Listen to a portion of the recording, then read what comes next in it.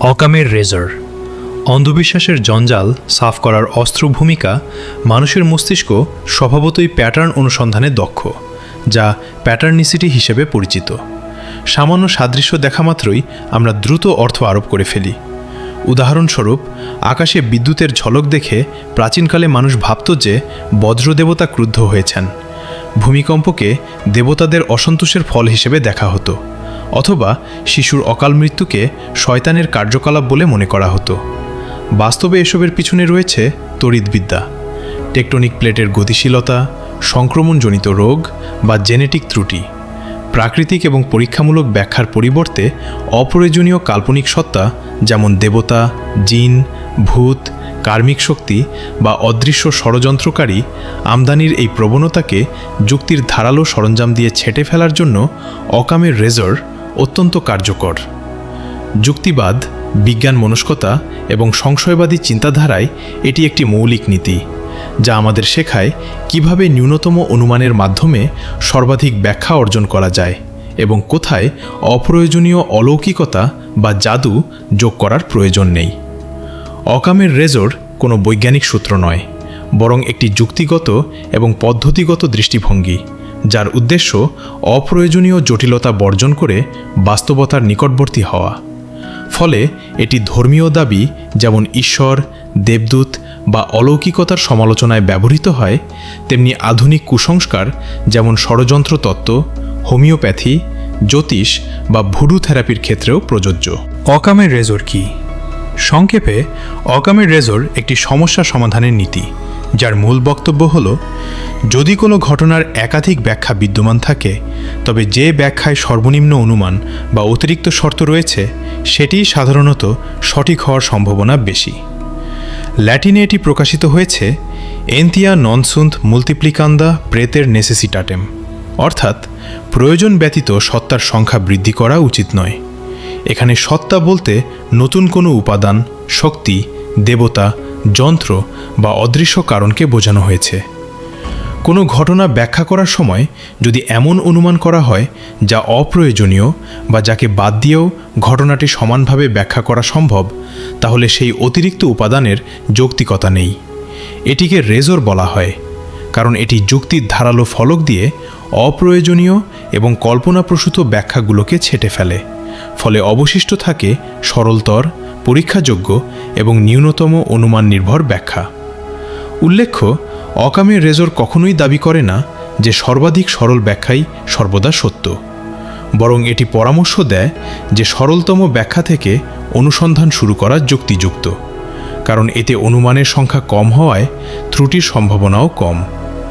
বাস্তবে সত্য কখনো জটিল হতে পারে, কিন্তু অকারণে জটিলতার দিকে অগ্রসর হওয়ার পূর্বে সরল ব্যাখ্যাগুলো যাচাই করা অপরিহার্য। ঐতিহাসিক প্রেক্ষাপট ও দার্শনিক পটভূমি। উইলিয়াম অফ অকাম আনুমানিক 1287 থেকে 1344 ছিলেন একজন ইংরেজ ফ্রান্সিসকান সন্ন্যাসী, যুক্তিবিদ এবং দার্শনিক, যার নামানুসারে এই নীতি জনপ্রিয়তা লাভ করেছে। তিনি ধর্মপ্রাণ খ্রিস্টান হলেও তর্কশাস্ত্র এবং দর্শনে অপ্রয়োজনীয় সত্তা ও জটিল ধারণাগুলো বর্জনের পক্ষে যুক্তি প্রদান করেন, বিশেষত ধর্মতত্ত্ব, মেটাফিজিক্স এবং জ্ঞানতত্ত্বের ক্ষেত্রে।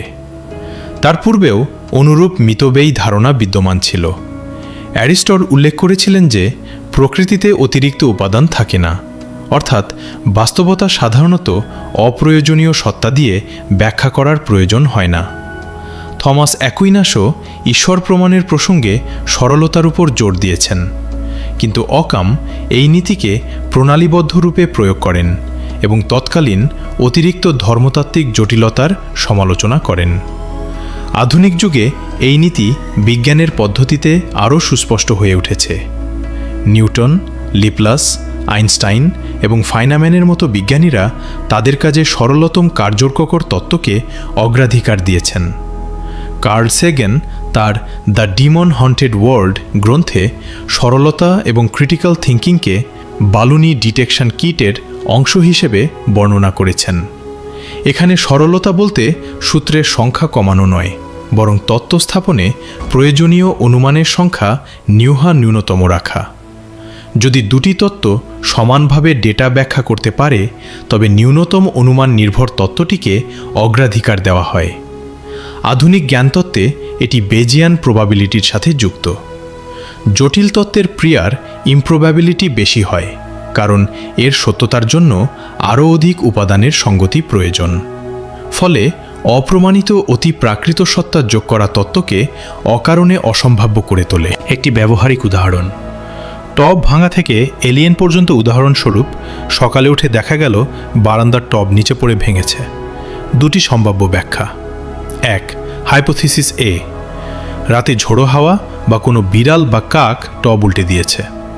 দুই, হাইপোথিসিস বি, ভিনগ্রহীয় এলিয়েনরা অদৃশ্য স্পেসশিপে এসে লেজার পরীক্ষা করতে গিয়ে টবকে লক্ষ্যভ্রষ্ট করে ফেলেছে, তারপর চিহ্নহীনভাবে চলে গেছে। অকামের রেজর অনুসারে একে অগ্রাধিকার দেওয়া হবে, কারণ বাতাস, বিড়াল এবং মাধ্যাকর্ষণের অস্তিত্ব প্রমাণিত এবং ঘটনাটি স্বাভাবিক। বি এর জন্য অতিরিক্ত অনুমান প্রয়োজন: এক, এলিয়েনের অস্তিত্ব; দুই, পৃথিবীতে আগমন; তিন, নির্দিষ্ট বারান্দায় উপস্থিতি; চার, লেজার অস্ত্র; পাঁচ, চিহ্নহীন প্রস্থান। প্রতিটির পৃথক প্রমাণ দরকার। অতিরিক্ত অনুমান ত্রুটির সম্ভাবনা বাড়ায়। যখন এ যথেষ্ট, তখন বি যুক্তিহীন। দৈনন্দিন অভিজ্ঞতায় অকামের রেজরের প্রয়োগে উন্নত শিক্ষা প্রয়োজনীয় নয়। এটি সাধারণ জীবনেও প্রযোজ্য। কয়েকটি উদাহরণ: এক, মোবাইল হারানো। এ, রান্নাঘরে সোফার ফাঁকে বা বাথরুমে রেখে ভুলে গেছেন। বি, ঘুমন্ত অবস্থায় অদৃশ্য জিন চুরি করে গেছে। এ পরীক্ষাযোগ্য এবং প্রাকৃতিক। বি, অপ্রয়োজনীয় সত্তা যোগ করে। দুই, রাতে দরজায় শব্দ। দরজার কাঁপুনিকে ভূত বলে মনে করা হয়, কিন্তু বাতাস, কাঠের সংকোচন বা চাপ দিয়ে ব্যাখ্যা করা যায়। অদৃশ্য আত্মা অপ্রয়োজনীয়। তিন, জ্যোতিষ ও হাতের রেখা। জীবনের ঘটনাগুলো মানসিকতা, সামাজিক প্রেক্ষাপট, অর্থনীতি এবং সিদ্ধান্ত দিয়ে ব্যাখ্যা করা যায়। অদৃশ্য গ্রহদেবতা অতিরিক্ত অনুমান। বিজ্ঞান বনাম অতিপ্রাকৃত ব্যাখ্যা। অকামের রেজরের ভূমিকা বিজ্ঞানের ইতিহাস। অতিপ্রাকৃত কারণ বর্জন করে প্রাকৃতিক কারণ অনুসন্ধানের ইতিহাস, যেখানে অকামের রেজর নীরবে কাজ করেছে। এক, মহাবিশ্বের সৃষ্টিতত্ত্ব ও ঈশ্বর হাইপোথিসিস। ধর্মীয় দাবিতে মহাবিশ্বের জটিলতাকে ডিজাইনারের কাজ বলা হয়, কিন্তু এতে ইনফিনিট রেজগেজ সৃষ্টি হয়। ডিজাইনারকে কে ডিজাইন করল? Cosmology big bang, quantum fluctuation এবং পদার্থবিজ্ঞানের সূত্র দিয়ে ব্যাখ্যা দেয়, যেখানে অতিপ্রাকৃত সত্তা অপ্রয়োজনীয়।